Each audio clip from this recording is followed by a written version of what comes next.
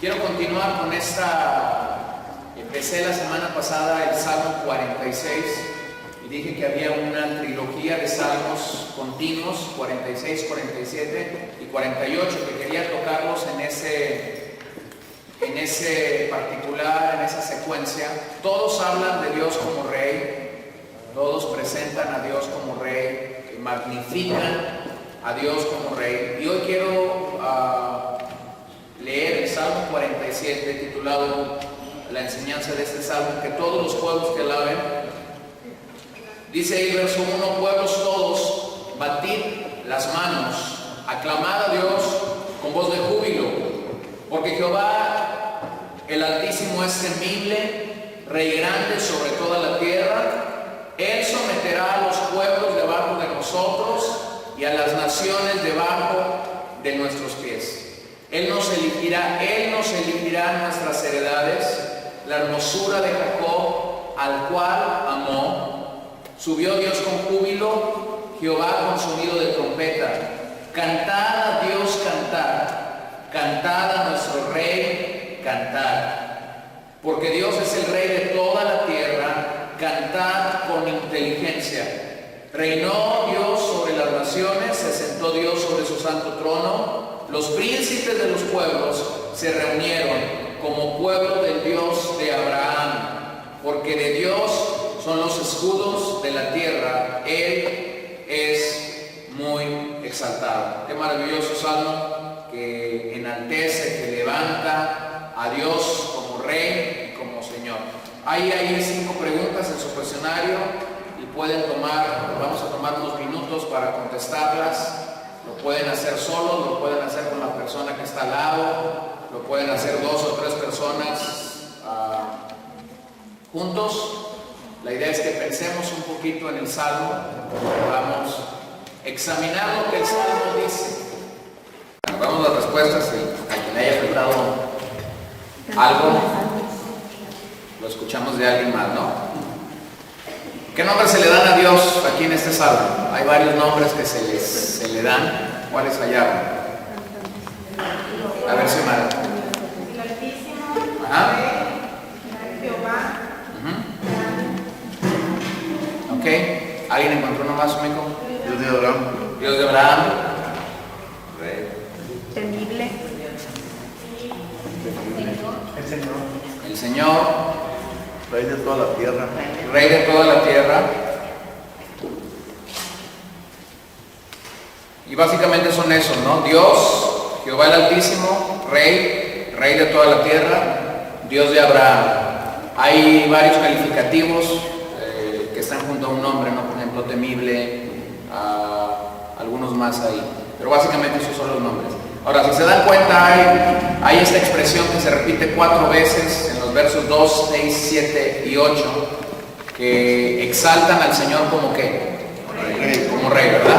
Ahí es claro que el concepto del salmista al escribir este pasaje es que Él es Rey. ¿Hasta dónde alcanza ese reinado? Si Él es Rey, ¿hasta dónde llega su jurisdicción como Rey? Toda la tierra. Ahora recordemos que en el concepto judío Él era Rey de la nación de Israel, o sea, veían a Dios como Rey. Sin embargo, aquí los hijos de Coré, quienes son a los que se les atribuye el Salmo, están hablando de un reino, voy a decirlo así, universal. Están viendo siglos adelante de lo que realmente estaban ellos acostumbrados a hablar o a proclamar a Dios como Rey. Entonces, cuando ellos proclaman que Dios es Rey, ¿qué dicen los hijos de Coré que Dios hace en este salmo? ¿Qué es lo que Dios está haciendo aquí? Levantan su mano y dan una, y para dejar que otros den otras, ¿no? Para no cruzarlos. ¿Qué hace Dios según los hijos de Coré? Hermana. Reina sobre toda la tierra. Somete a todos los pueblos debajo de sus pies. Xiomara. Elegirá. Les dará heredad. les da heredad. ¿Qué más está haciendo Dios? Faltan algunas. Todos los escudos de la tierra. Ajá. Faltan 2 o 3. Dice que está subiendo. Subió Dios, ¿con qué? Con júbilo.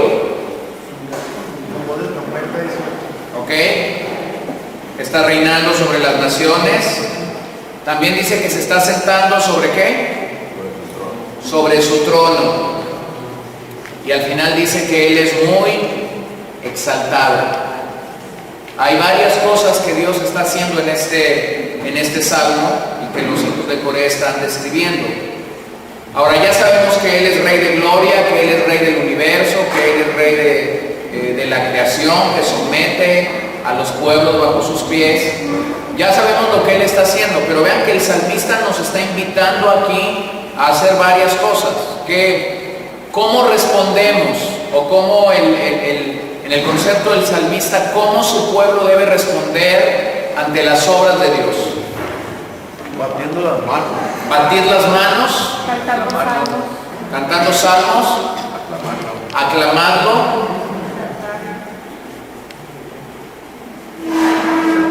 a exaltarle, perdón, Cantar con inteligencia.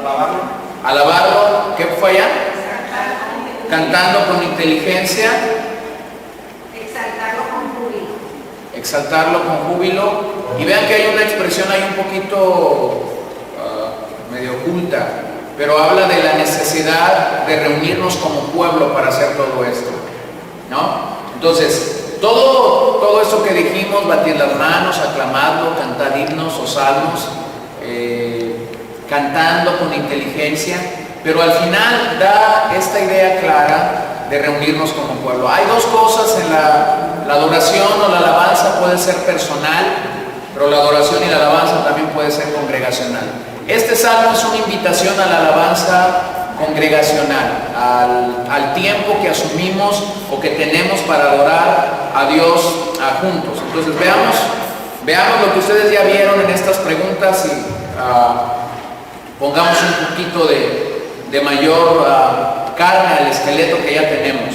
Este es un salmo de alabanza general a Dios, es un salmo que nos invita a alabar a Dios. Los salmistas aquí están celebrando a Dios como el Rey de Israel. Y vean que como que hay una alusión o una idea de asumir que Él es el Rey, de entronarlo, y pudiéramos pensar en algo.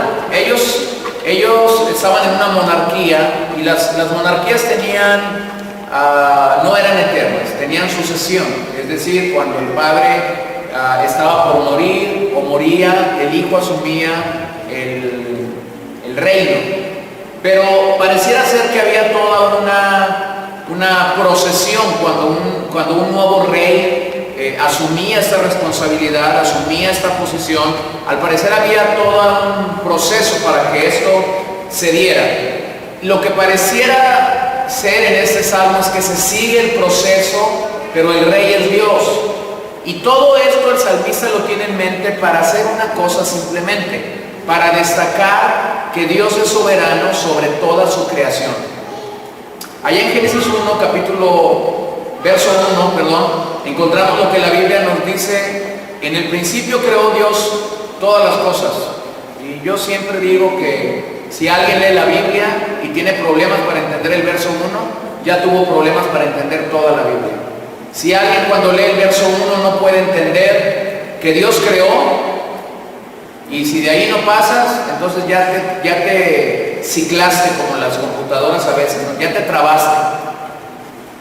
Porque la Biblia es eso, es una demanda de fe, es un llamado de fe a nosotros para creer lo que ahí se nos dice. Entonces en este salmo se nos dice que Él es Rey. No hay una encuesta, no hay una elección, no hay proselitismo, no hay campaña política, no, Él es Rey. Entonces tú puedes asumir dos cosas ante eso: o crees que es Rey, o sigues creyendo que tú eres el Rey. Se cree que fue escrito por los hijos de Coré, el Salmo, y por lo que el Salmo dice, se cree que fue durante los años de gloria del reino de David. Recordemos que la vida de David está dividida en dos partes. Asume el reino y los primeros años o los primeros capítulos del segundo libro de Samuel nos hablan de las victorias de David. Todo iba bien, todo iba caminando de forma maravillosa. Pero la segunda parte del libro de Samuel nos habla de las derrotas de David. Viene su adulterio, viene el asesinato de Urias Eteo, viene la situación con el niño que nace, viene la rebelión de Absalón, viene todo lo que vino a desencadenar en las derrotas en la vida de David. Pareciera ser que este salmo está ubicado en los primeros capítulos del segundo libro de Samuel, cuando el reinado de David está empezando de cero y ha venido escalando, asumiendo, creciendo, conquistando otras naciones, extendiendo el reino de Israel.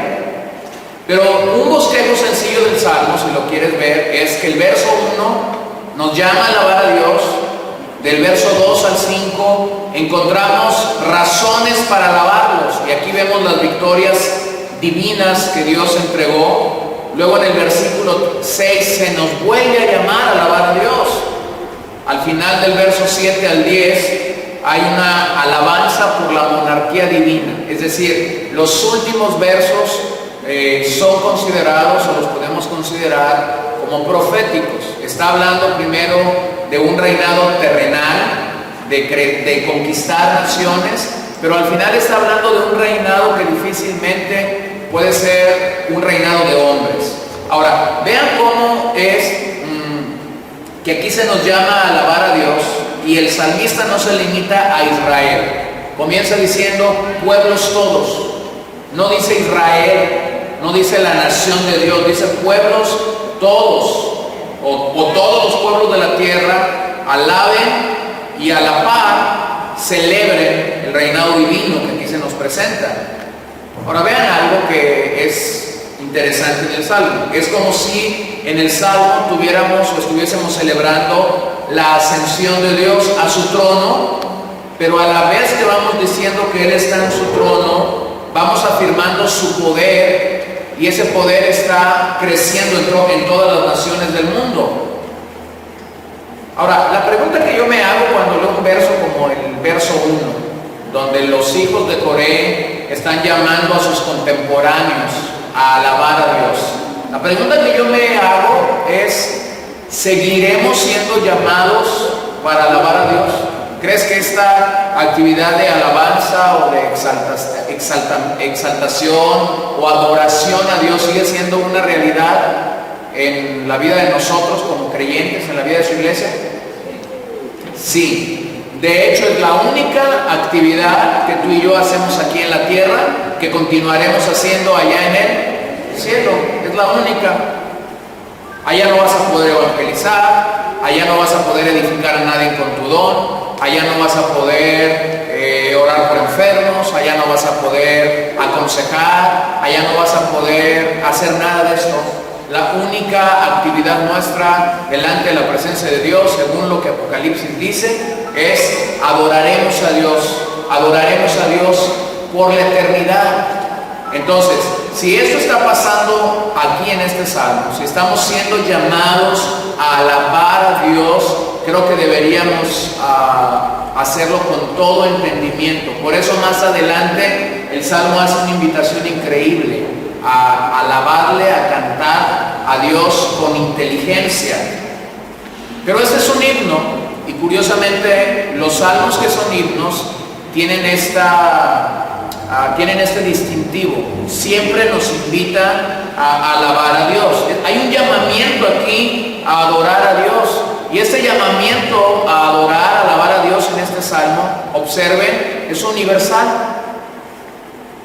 Es universal. O sea, Dios está llamando a toda nación, a todo reino, a toda lengua, a toda etnia, a todo dialecto a alabarle, a adorarle.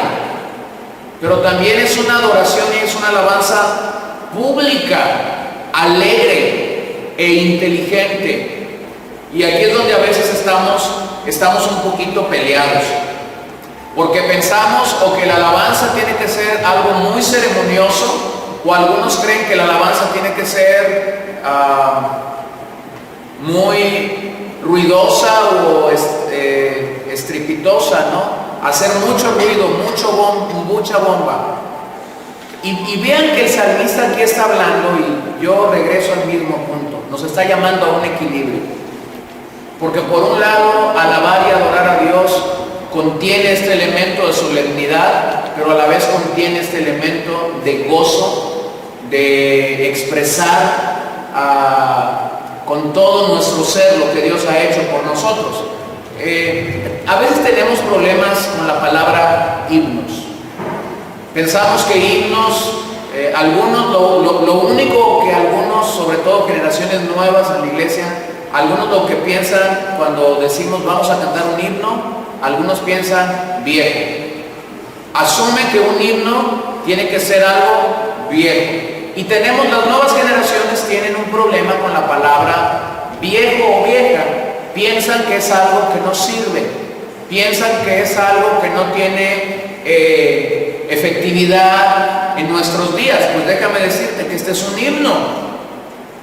Básicamente el Salmo 47 es un himno, como muchos salmos que están en la Escritura. La semana pasada hablábamos del Salmo 46, el cual fue inspiración a la vida de Martín Lutero para escribir ese famosísimo himno Castillo Fuerte es nuestro Dios, que por cierto han pasado los siglos y sigue siendo un himno cantado, sigue siendo un himno entonado en muchas congregaciones, y el valor de su letra sigue siendo real, no ha perdido esa efectividad, esa vigencia.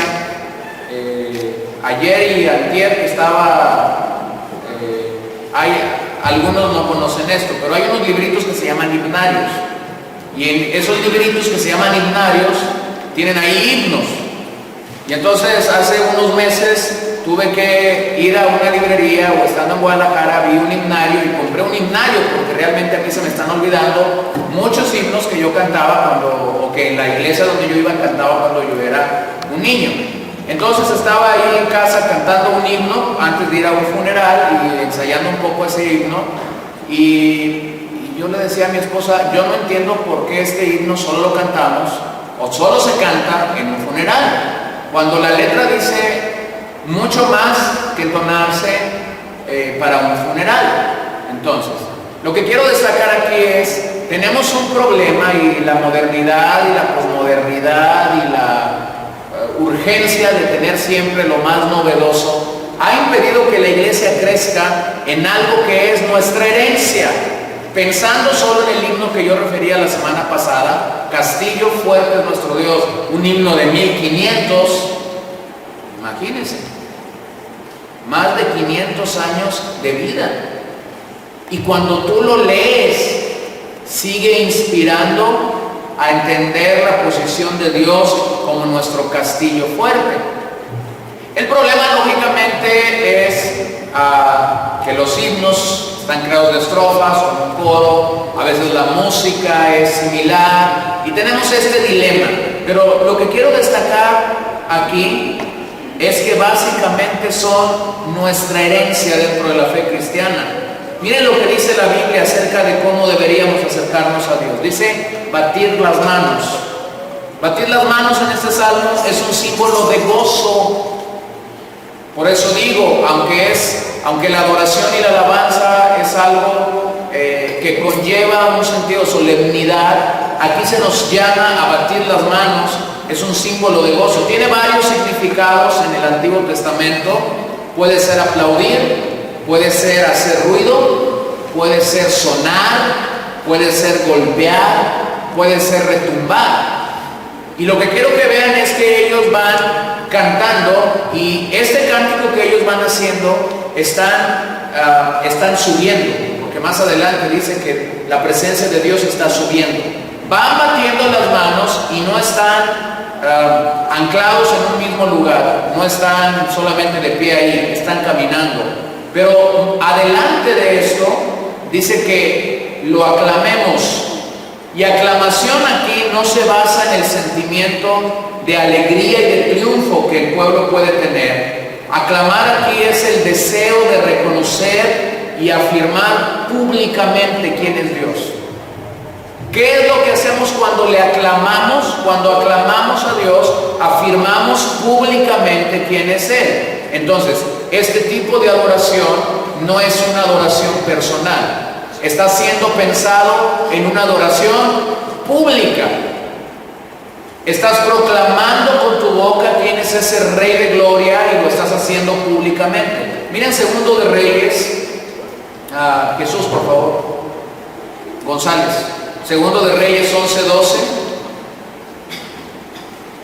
Y Eduardo, por favor, Salmo 98:8. Vean aquí las dos expresiones que hay acerca de cómo se usó la palabra batir y de alabar al Señor para entender el concepto que el salmista está introduciendo. 2 de Reyes 11, verso 12. Sacando luego Joiada al hijo del rey, le puso la corona y el testimonio, y le hicieron rey ungiéndole, y batiendo las manos dijeron: viva el rey. ¿Qué es lo que estamos viendo aquí en el 2 libro de Reyes? Estamos viendo a alguien asumiendo el ¿qué? El reinado, asumiendo la posición de rey. Y entonces cuando lo están proclamando rey, dice que batiendo las manos estaban proclamando viva el rey.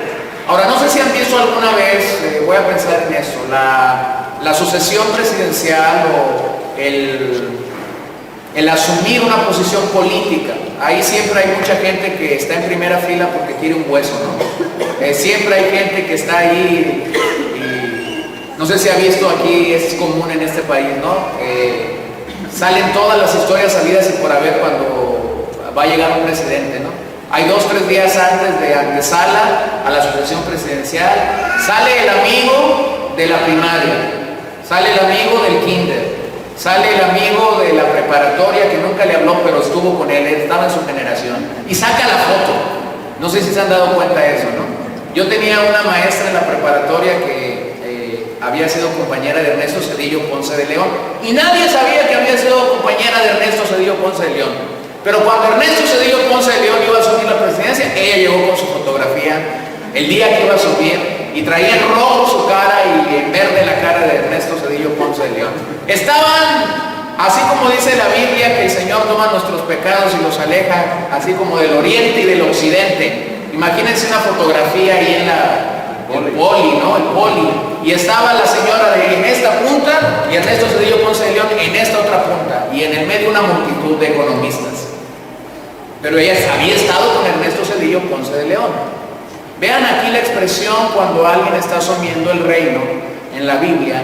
No es estar diciendo, mira, yo crecí, yo nací. No, dice, estaban batiendo las manos y estaban proclamando, viva el rey.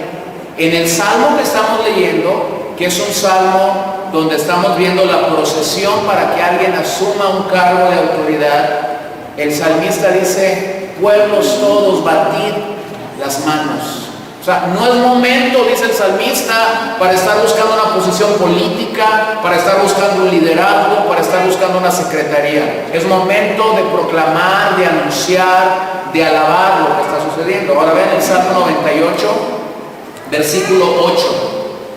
Los ríos batan las manos, los montes todos hagan regocijo. Los ríos batan las manos y algunos se van al río y andan buscando las manos para ver cómo baten, ¿no? Y tú dices, ¿dónde están las manos del río?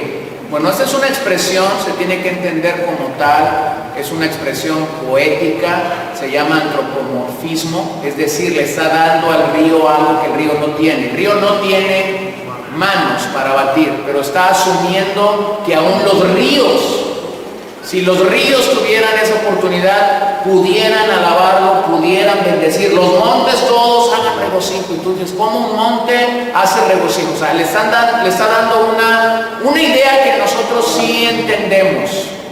O por ejemplo, cuando lees aquel pasaje que dice que si tú callas, las rocas hablarán. Y algunos le andan buscando la boca a las rocas para ver dónde es que las rocas hablan.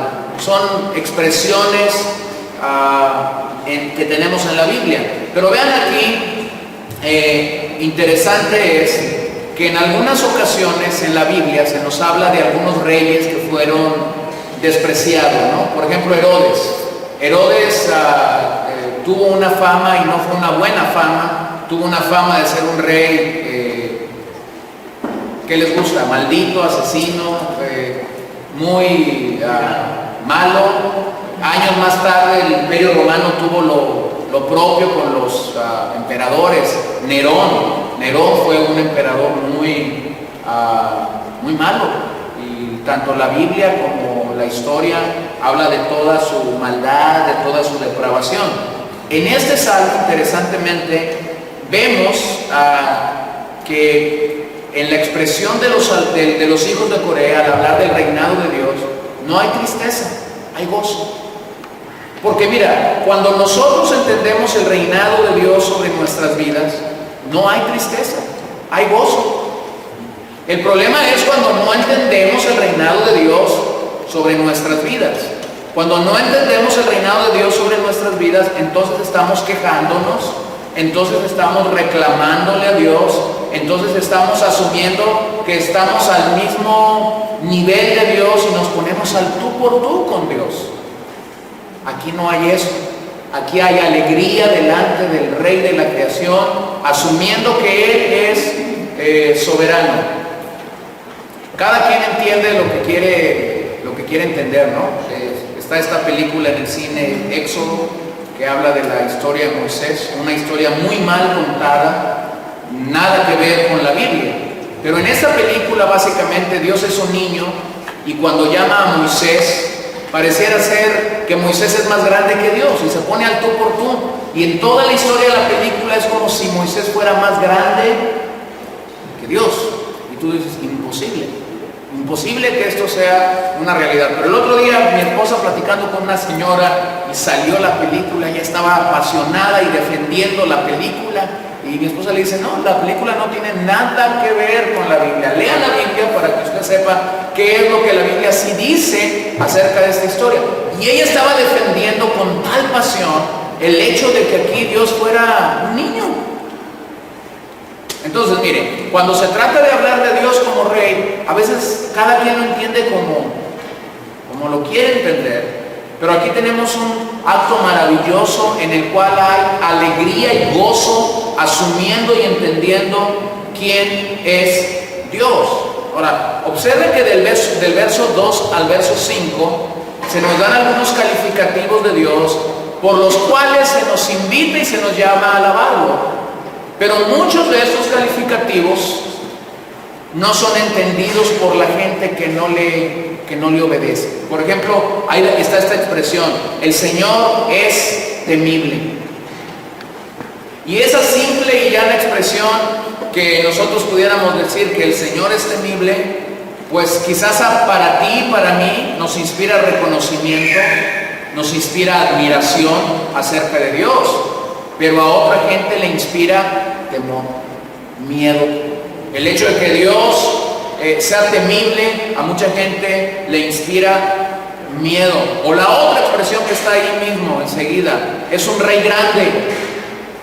A muchos le inspira temor porque hemos crecido en una cultura religiosa donde vemos a Dios no como Dios, vemos a Dios como esta película que cité precisamente lo edita o lo presenta como un diosito.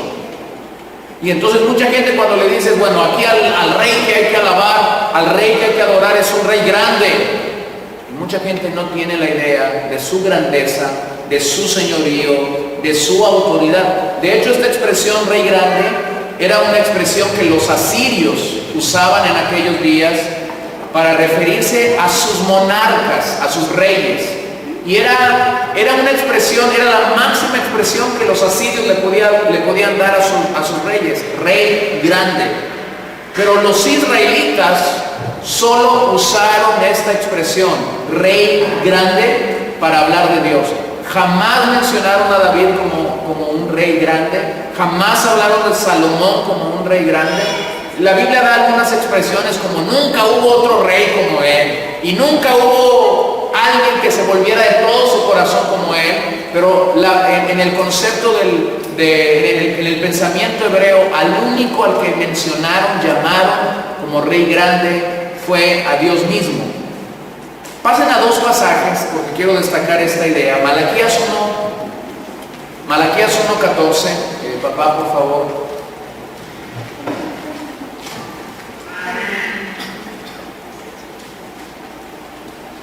Y Jorge Angulo, 1 Timoteo 6:15.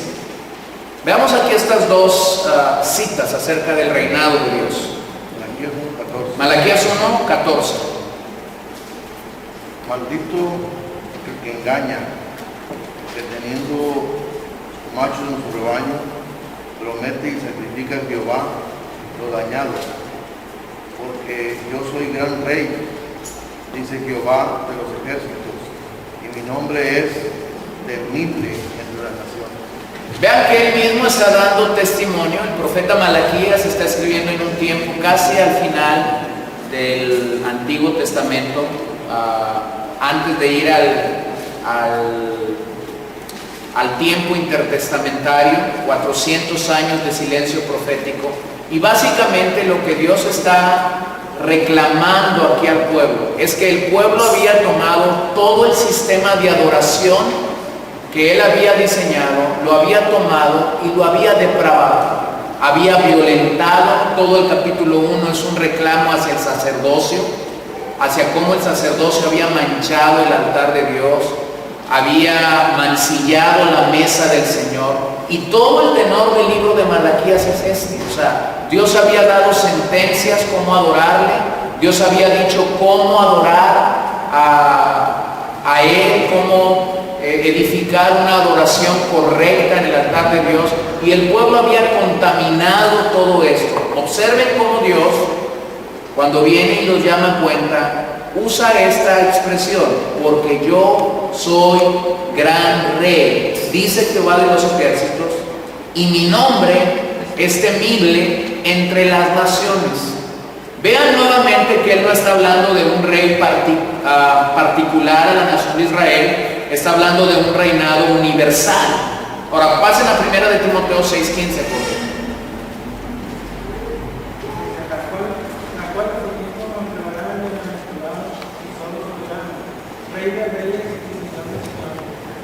Vean, Pablo está terminando la primera carta a Timoteo y ellos estaban viviendo en este tiempo que Pablo escribe esta carta. El imperio romano dominaba, el emperador romano tenía el título de César y él reclamaba ser Señor. No fue así al principio, pero con el paso que los Césares fueron asumiendo y tomando mayor autoridad, ellos reclamaron ser Dios y reclamaron adoración. Esta fue la razón por la que muchos cristianos en el primer siglo y en los años subsecuentes murieron, al no reconocer que el César era Señor, sino que Cristo era el Señor. Muchos de ellos murieron por su fe. Y Pablo está hablándole a Timoteo y le está diciendo algo increíble: hay un solo soberano, hay un solo Rey de Reyes, hay un solo Señor de señores. Vean que el cuadro, aunque pases por cientos de años del libro de Salmos hasta la primera carta de Timoteo, el concepto en la vida de un creyente no ha cambiado y no debería de haber cambiado o de cambiar en nuestros días. Dios sigue siendo soberano, Dios sigue siendo Rey de Reyes y Dios sigue siendo Señor de señores. ¿Es cierto eso? ¿Sí, no? Ahora, vean que en toda esta procesión que está pasando hay aplausos, hay sonido de trompeta y nuevamente hay aclamaciones. Todas estas expresiones que los hijos de Coré están usando en este salmo eran eventos relacionados con la entronización de un rey. Es decir, todo esto se hacía cuando se iba a entronar a un nuevo rey.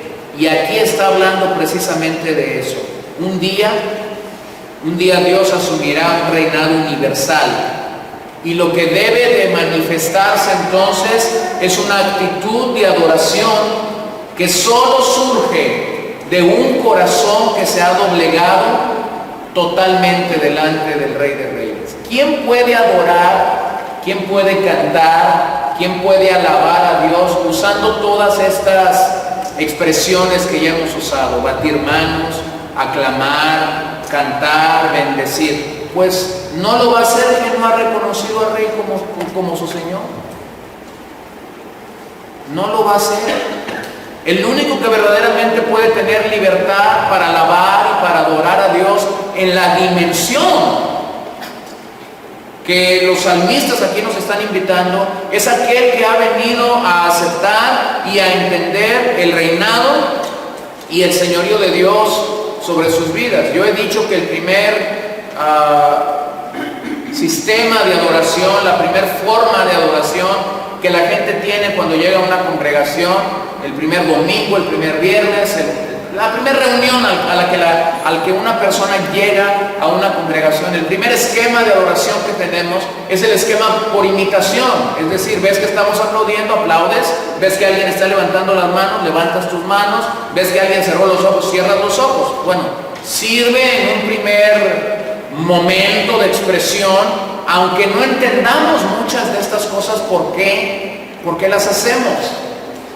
Un día me tocó escuchar a un pastor y platicó que ahí en su congregación había una señora y cada vez que empezaban los cantos de adoración, los cantos más reposados, más tranquilos, la señora comenzaba a levantar sus manos y las comenzaba a mover. Y él mientras dirigía la alabanza a cada reunión se daba cuenta que cuando pasaban los cantos rápidos y llegaban los cantos lentos, la señora ahí estaba otra vez, dice, y dice que era como si le conectaran el cable de electricidad cada vez que comenzaban las canciones lentas.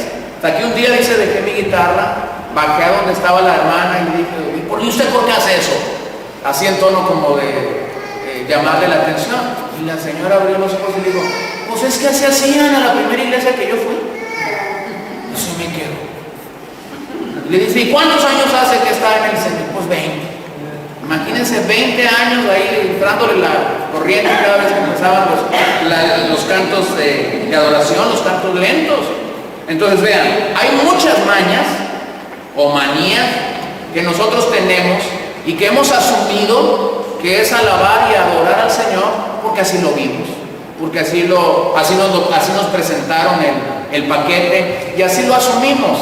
Pero eso, fíjate bien, eso no resta que la alabanza y la adoración es genuina. Eso no resta que la alabanza y la adoración tiene expresiones como las que aquí el salmista nos está refiriendo, que si son genuinas, que si surgen de un corazón realmente agradecido, realmente rendido al Señor, son válidas.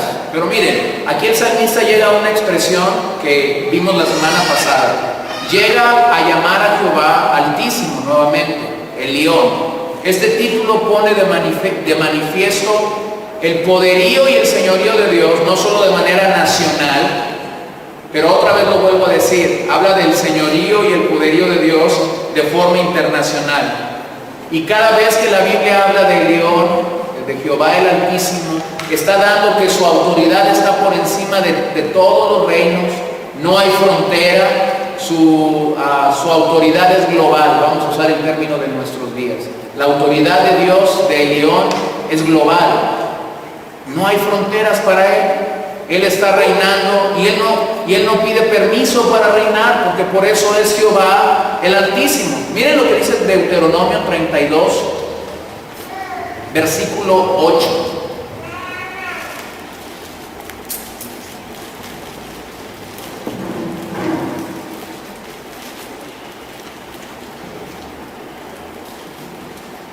Deuteronomio 32:8. Gabriel, por favor.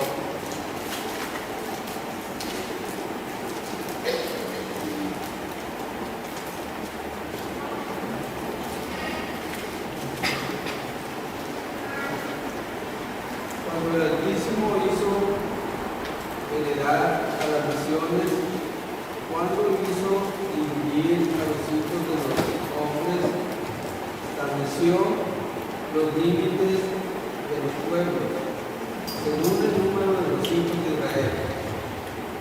Vean cómo la expresión de su poderío, de su señorío es tan claro. Cuando el Altísimo hizo heredar, cuando hizo dividir, estableció según el número de los hijos de Israel. O sea, Él es el que lo hace. Por eso es que inmediatamente el salmista da una expresión increíble ahí, ¿no? Dios puede dar la victoria sobre cualquier enemigo y Dios es el único que tiene la autoridad para poner las cosas bajo sus pies. Ahora vean esto ahí expresado en el versículo, ¿qué es?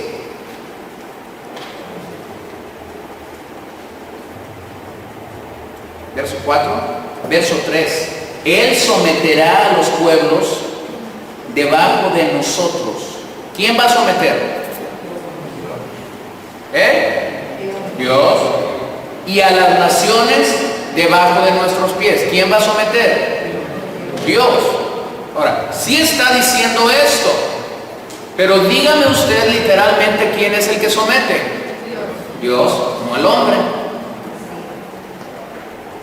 Entonces, es una posición extrabíblica creer que yo puedo poner debajo de mis pies a los enemigos de Dios. No, yo no puedo. Yo no tengo ninguna autoridad para poner a los enemigos de Dios debajo de mis pies. Yo no puedo. ¿Pero quién es el que sí? Dios. Entonces, si Dios los pone, ¿quién los quita? O sea, el único que tiene autoridad es Dios, véanlo. ¿Sí? Entonces, es maravilloso que cuando Dios nos da victoria sobre cualquier enemigo, los pone por debajo de nuestros pies, aquí la expresión que se está usando, que el salmista está dando, describe una victoria total, describe una conquista definitiva sobre el enemigo. Es decir, el que pone la firma, el que pone el sello de que verdaderamente has obtenido una victoria total, es Dios. El hombre no puede. Nosotros ni siquiera podemos afirmar una victoria a medias. No tenemos esa capacidad, pero Dios sí. Entonces no estamos peleados con la idea de que Dios es el que los pone. Donde tenemos problema es cuando asumimos que el hombre tiene la autoridad para poner cosas debajo de sus pies. Ahora, yo sé que esta es una expresión usada y muy mal usada en nuestros días. Miren, pasen a Josué 10:24. Josué capítulo 10, verso 24. Y cuando los hubieron llevado a Josué, llamó Josué a todos los varones de Israel y dijo a los principales de la gente de guerra que habían venido con él: acercaos y poned vuestros pies sobre los cuellos de estos reyes. Y ellos se acercaron y pusieron sus pies sobre los cuellos de ellos. Esta era una expresión de la milicia, poner los pies o que los reyes estuvieran por debajo de los pies, es una expresión de la guerra. Ahora, cuando tú lees el libro de Josué, te das cuenta quién es el verdadero conquistador del libro de Josué. Yo le pregunto a usted, ¿quién verdaderamente es el conquistador del libro de Josué? Dios. No es Josué. No es Josué. En un solo capítulo, en el capítulo 1, Dios viene y le dice varias veces a Josué: esfuérzate y sé muy valiente para tener buena estrategia militar. ¿Le dice eso? Esfuérzate y sé muy valiente para poner tus pies en el cuello de tus enemigos. ¿Le dice eso? ¿Se acuerdan que les dijo? Esfuérzate y sé muy valiente para obedecerme. Entonces de repente hay mucha gente que ve el libro de Josué y se cree que es un Josué. Yo soy un Josué y yo soy el estratega aquí. Y resulta que comienzas a leer el libro de Josué y te das cuenta que Josué era uno más en el ejército de Israel, quien verdaderamente giraba las órdenes, quien verdaderamente decía a qué horas, quien verdaderamente decía cuándo había que dar vueltas, quien verdaderamente decía cuándo, cómo, dónde. Era el soberano, el rey del universo, el que les había dicho: yo les voy a dar la tierra por heredad. Cuando ves esa panorámica del libro de Josué, entiendes que verdaderamente el que tenía autoridad para hacerlo era Dios. Pero vean aquí interesante, están todos los reyes que han tomado y entonces Josué trae a sus generales, Josué trae al pueblo y dice, ahora sí, ya Dios nos los entregó, pónganle el pie ahí en el cuello. Y esta expresión de ponerle el pie en el cuello era simple y sencillamente una expresión de decir, están derrotados. Ahora, ¿hasta cuándo un creyente, hasta cuándo un hijo de Dios pudiera hacer eso?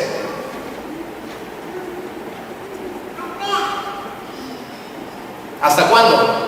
Hasta que Dios te los ha entregado. La cosa sigue igual. No ha cambiado. Dios es quien pelea nuestras batallas. Dios es quien dice cuándo. Dios es que dice cómo. Dios es que dice con quién. Porque Él sigue siendo soberano. Por eso es que inmediatamente después dice que Dios es quien da heredad. El hombre no puede poseer nada por sí solo, por sus propias fuerzas, por sus propias capacidades. Esta es una referencia a la tierra prometida. Está diciendo, yo les voy a dar la tierra prometida. Entre la promesa de la tierra prometida y que ellos tomaron la tierra prometida hay una buena cantidad de años. Aún entre la salida de Moisés y la toma de la tierra prometida hay una buena cantidad de años.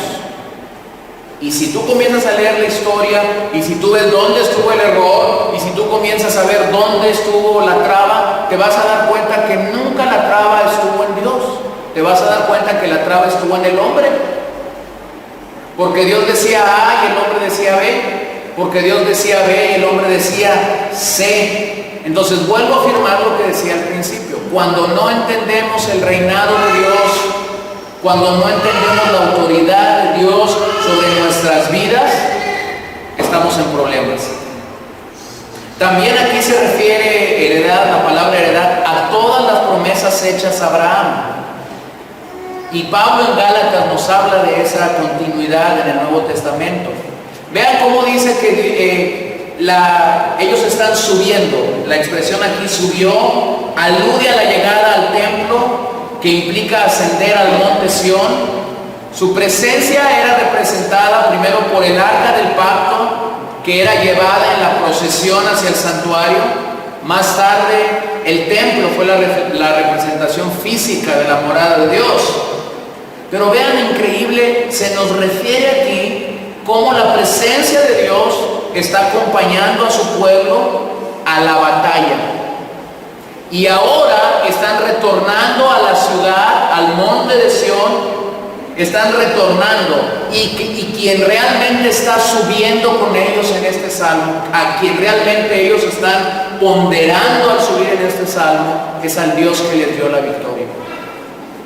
¿Se acuerdan de la historia, el libro primer libro de Samuel nos relata aquella historia cuando los hijos de Elí llevaron el arca a una batalla y los filisteos tomaron el arca, ¿se acuerdan?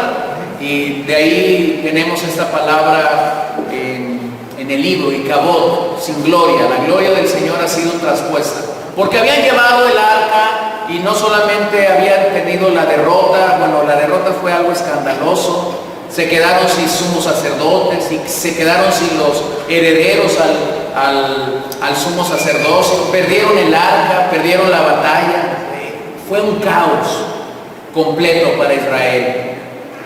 Y el punto o el principio, el que vemos ahí, que quisiera destacar es, todo esto pasó simple y sencillamente porque no entendieron cómo tratar con los santos. El arca representaba la grandeza, la majestuosidad, la santidad de Dios, y no entendieron cómo tratar con ese Rey de gloria. Y tú dices, bueno, pero nosotros ya la libramos porque no tenemos arca, porque no tenemos templo. Y tú dices, no estoy en el Antiguo Testamento. No, espérate. Porque ahora la Biblia nos dice una cosa que a mí me asusta más. Nuestro cuerpo es el templo del Espíritu Santo.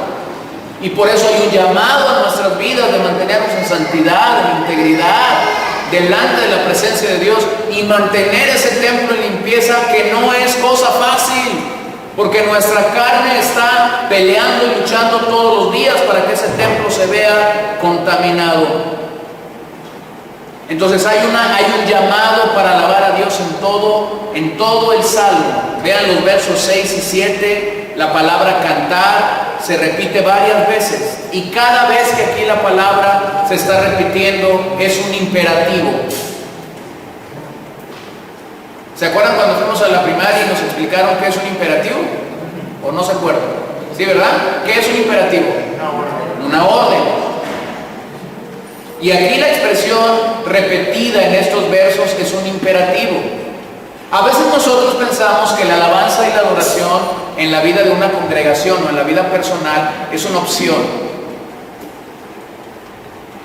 No sé si en algún momento de su preparación profesional llegaron a ciertas materias y ahí debajo en la ridícula o en la retícula o como se llame, ahí había una cosita que decía abajo optativo.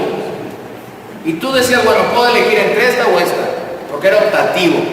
Algunos de nosotros, cuando se nos refiere o cuando se nos habla a la alabanza y a la adoración, decimos optativo.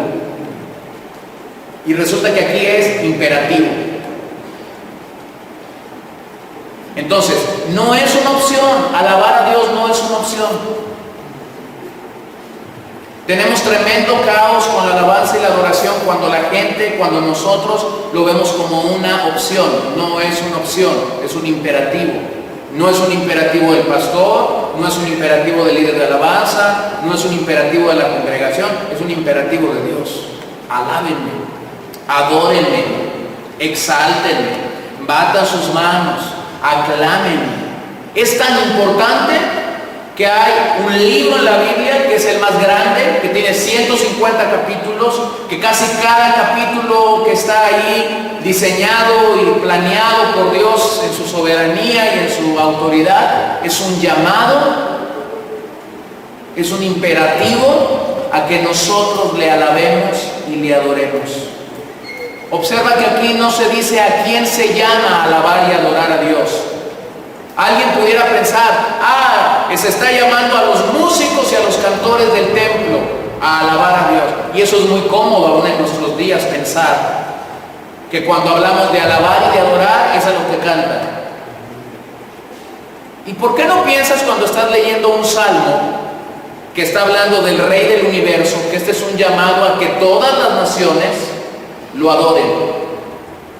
Algunos dicen, bueno, nada más la nación de Israel, porque de ellos es el pacto y de ellos es la historia. Aparte ahí el Salmo dice el Dios de Abraham. Y nosotros en la iglesia, tenemos un tremendo problema. Componemos y arreglamos la teología y la hacemos giras y la volvemos a armar, y cuando nos conviene ser hijos de Abraham, somos hijos de Abraham. Y cuando no nos conviene ser hijos de Abraham, no somos hijos de Abraham. Y cuando nos conviene del linaje de David, somos del linaje de David. Pero cuando no nos conviene, somos del linaje de chanclas. Y cuando nos conviene, somos de primos de Moisés. Y cuando no nos conviene, somos primos de Juan Camané. Porque hacemos con la teología giras. Aquí ponemos una cosa, acá ponemos otra cosa. La vida en Cristo es una vida, una fe sencilla, elemental, sencilla, sin complicaciones, creyendo lo que la Escritura dice. Y aquí simple y sencillamente se nos llama a creer que hay que alabarlo, que hay que adorarlo. Vean esta expresión, es increíble. Dice aquí el salmista, cantad con inteligencia, no con negligencia. Dice, cantad con inteligencia. La palabra inteligencia aquí es masquil, significa instructivo o contemplativo. Nos habla de ser sabios y diestros a la hora de alabar a Dios. Sabios y diestros a la hora de alabar a Dios. Aquí se nos refiere que la alabanza debería ser como una expresión de tanta profesionalidad, pero no quiero que pienses de tanta profesionalidad como que nomás los profesionales lo pueden hacer, no. O sea, se nos llama a dar lo mejor de nosotros, a hacerlo con excelencia. Tenemos a un amigo que vive en San Antonio, Texas. Bueno, él dice que es mi amigo, yo no digo que es mi amigo, me triplica la edad, o me dobla y un poquito la edad. Pero un día vino a Obregón y le pidió a uno de mis tíos que lo llevara a comprar un machete, de esos que usan en la jardinería. Y le dice, ¿y por qué que no el año pasado se llevó el machete? Sí, dice, pero se lo quiero llevar a mi vecino. Pues vamos, bueno. Sí, dice, ¿y por qué se lo quiere llevar a su vecino? Le dice, bueno, es que un día yo estaba, dice, ahí haciendo el jardín afuera de mi casa y ese vecino mío llegó y me dijo, don Antonino, usted hace eso con soberbia maestría. Y yo le dije, cuando vaya a mi tierra, yo se lo voy a regalar. Entonces le dice mi tío a este hermano, y sí le dijo así que lo hacía con soberbia maestría. Bueno, así te lo estoy interpretando yo, ¿no? Y luego aquí dice a cantar con inteligencia. Y me acordé de esta historia, ¿no? Nosotros deberíamos alabar y adorar a Dios con soberbia maestría, no para impresionar al de al lado, no para impresionar al de atrás, ¿no? Porque no se trata de la gente. Alabar y adorar a Dios se trata de concentrar todos nuestros afectos, toda nuestra devoción, toda nuestra piedad en un solo ser, Dios. Vean dos pasajes. Pablo regresa a este mismo concepto en dos pasajes. Primero de Corintios 14:15. Jorge King y Lupita, por favor, ahí Efesios 5:19. Vean aquí en la literatura de Pablo, en la literatura paulina, él regresa a este concepto.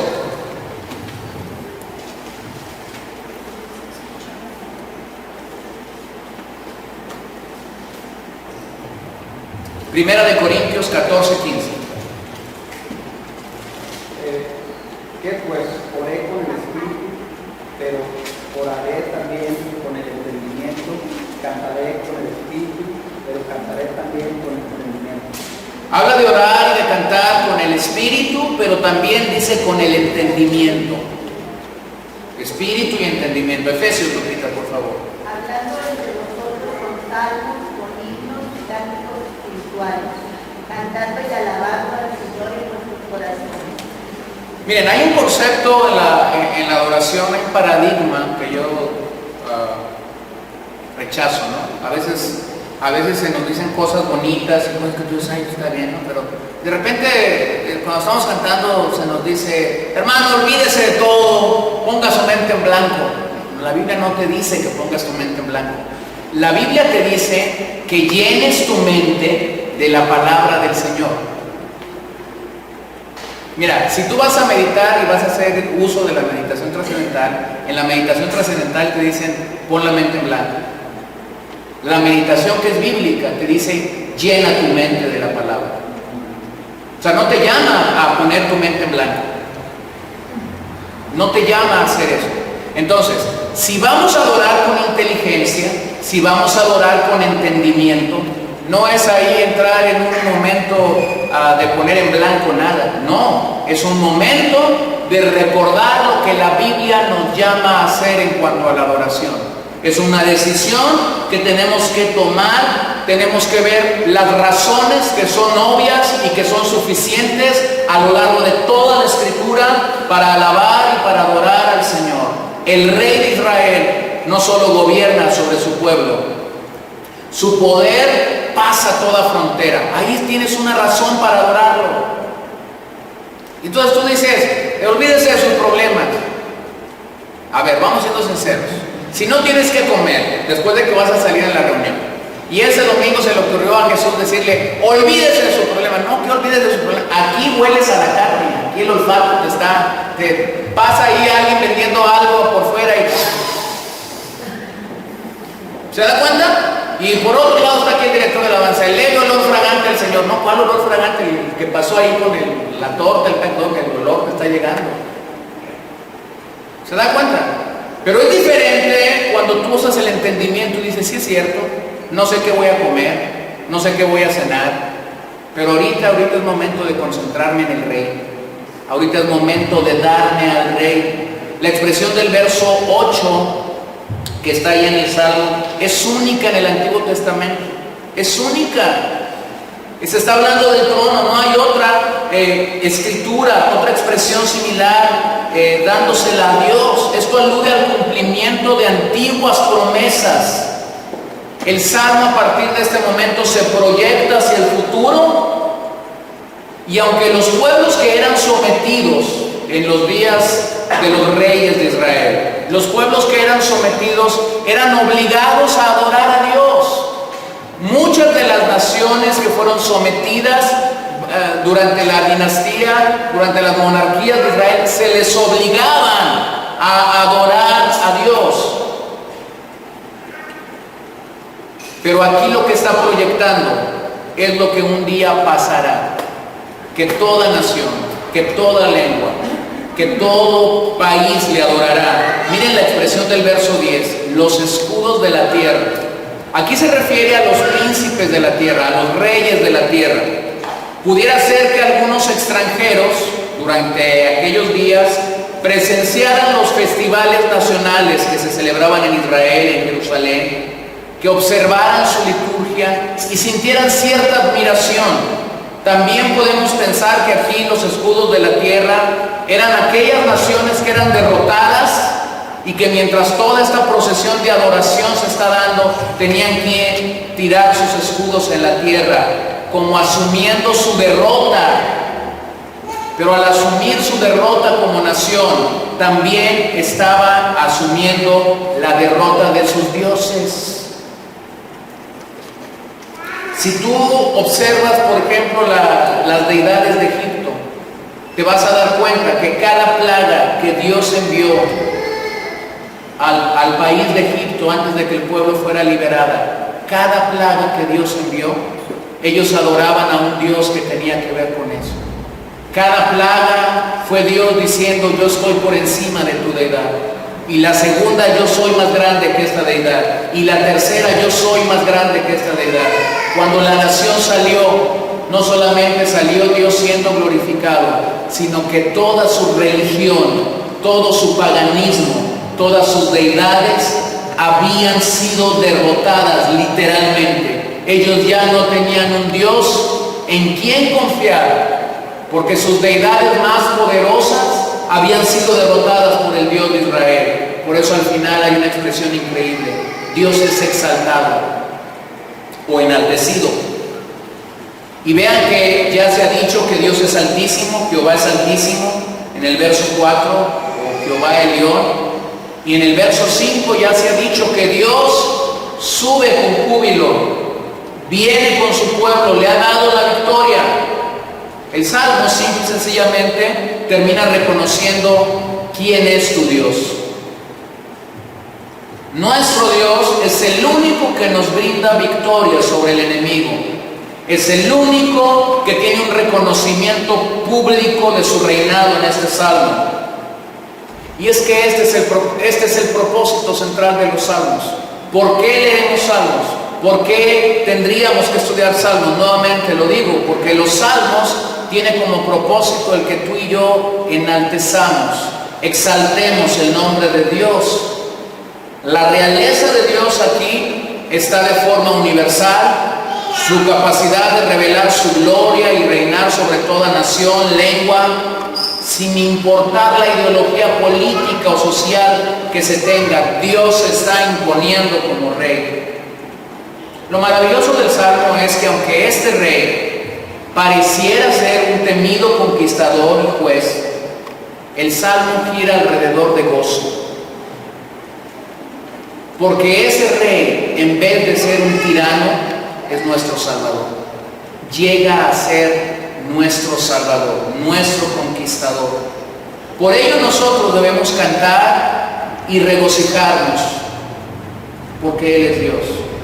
Lo último que dice el Salmo es esta expresión de será enaltecido o será exaltado. Y lo que tenemos que observar es: un día esto sucederá literalmente. Pablo da testimonio a los filipenses cuando dice que toda lengua le confesará, toda rodilla se doblará y toda lengua confesará que Él es Señor. Y cuando de repente algunos cristianos bien intencionados leen este pasaje y dicen, gloria a Dios, un día lo vamos a ver y todos van a ser salvos. Aguántenlo. Está hablando del tiempo final. Y esto sucederá con un testimonio. Y el que aquí esta gente está doblegándose, su rodilla está siendo doblegada y su lengua está confesando que Él es Señor, es demasiado tarde para ellos. Ya no hay salvación. O sea, va a suceder como un testimonio de que Él va a ser rey sobre toda nación y todos lo van a confesar y toda rodilla se doblará. Pero vean qué increíble privilegio entender al Rey de Gloria, entender el reinado de Dios, no como el reinado de un tirano, no como la presidencia de un dictador, sino como un Rey amoroso que nos está ofreciendo salvación, que nos ofrece su gracia para ser salvos, pero también para continuar, que nos ofrece su misericordia cada mañana. Pero también estamos viendo el reino de Dios asumiendo nuevos territorios, nuevos lugares, cuando nosotros vemos que el reino de Dios es proclamado. Cuando nosotros vamos anunciando el mensaje del Evangelio y no vamos diciendo que Él es el genio maravilloso de la lámpara perdida, no vamos diciendo que Él es un gordito al que hay que sobarle la panza para recibir de Él algo. Vamos simple y sencillamente proclamando, Él es soberano, Él es el Rey de Reyes, Él es el Señor de los señores. Y cuando nosotros lo ponderamos como Rey, entonces lo que sucede es que Él nos da la victoria. Y cuando Él nos da la victoria, lo que aparentemente para ti es imposible, lo que aparentemente para mí es imposible, de repente Dios me dice, ya los puse por debajo de tus pies. Yo no podía hacerlo, tú no podías hacerlo, pero Dios lo hace. Y esto no es para alabanza nuestra, es para alabanza del Rey, es para exaltación del Rey, es para la gloria del Rey. Entonces asumamos esto, la adoración no es una opción, no es optativo, no es optativo. Les platicaba el domingo de este chico que iba a 2 congregaciones, a una en la mañana porque le gustaba la alabanza, salía de esta congregación, llegaba a McDonald's y llegaba a la segunda congregación el día domingo a la que le gustaba la predicación. Y él se sentía completo porque iba a una congregación donde la alabanza era buena para él y todavía llegaba a la otra congregación donde la predicación era buena. Y lo que él decía es, he armado el esquema perfecto de lo que una iglesia debe tener. Hasta que un día llegó a entender la decepción. Lo que él tenía era una iglesia a su medida, a su demanda, pero no era y no había entendido lo que era realmente esa iglesia. La opción, que aparentemente es una opción, no es una opción, es un imperativo. Tenemos que alabar a Dios de forma personal, sí, pero lo tienes que alabar también de forma congregacional. Cuando tienes el mapa completo, puedes entender su reinado, su señorío, su autoridad, su majestad fluyendo desde su trono. Oremos. Señor, te damos gracias esta noche.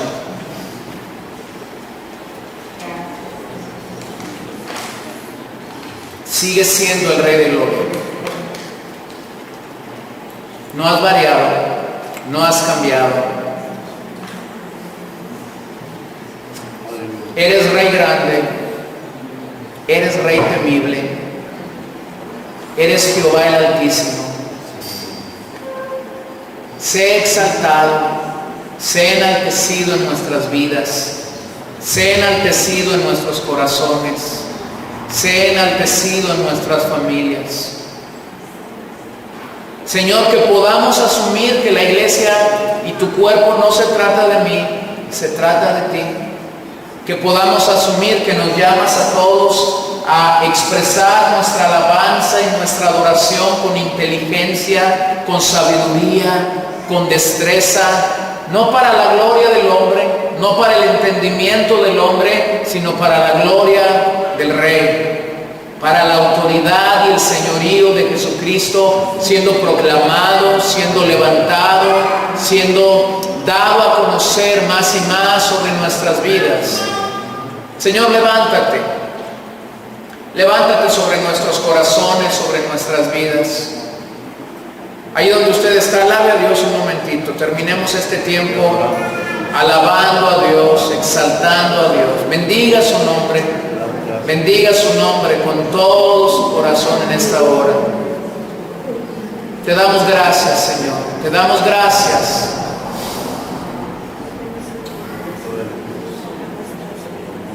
Te damos gracias, Señor.